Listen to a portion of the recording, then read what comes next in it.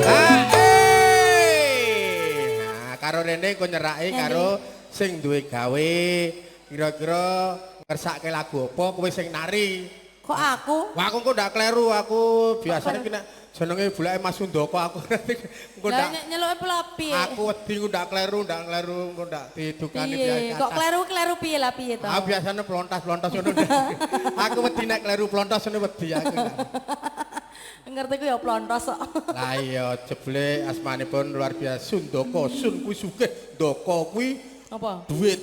Nanti sugih duit ngono. Duit. Nek sulelok. Iya, su ki tangan leluk ngatung. Hah? Mula kalau Pak Sri iki Pak gawane ngatung berarti.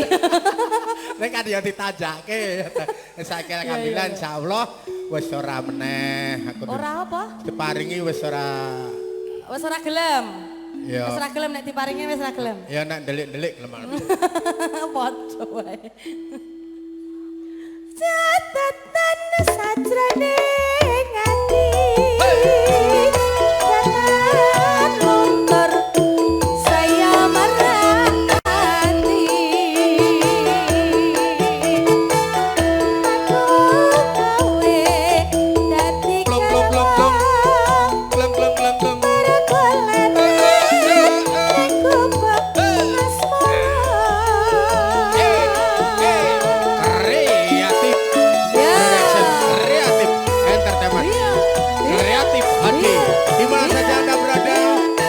bergabung di gedung 3M Solo Baru murah meriah mantap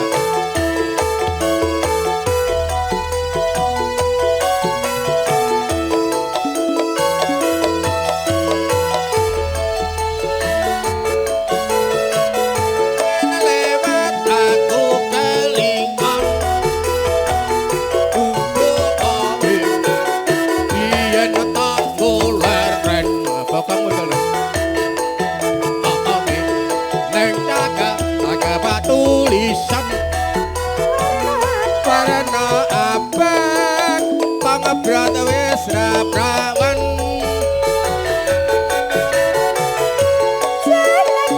bedot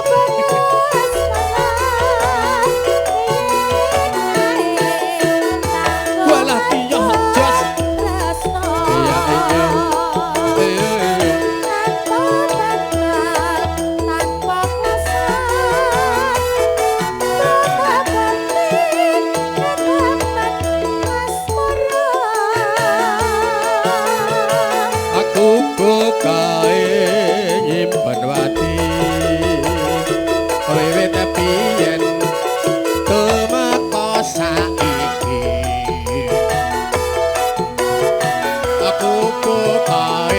coba cerita.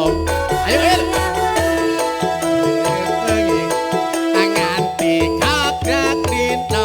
Mael. Saya lari seranjana. Di sak iki to. Ngendi anak aku iso malih-malih kok. Malih apa? Mancala putra mancala putri. Mancali to. Mancali putri nek bengi. Ya. Catatan sajrone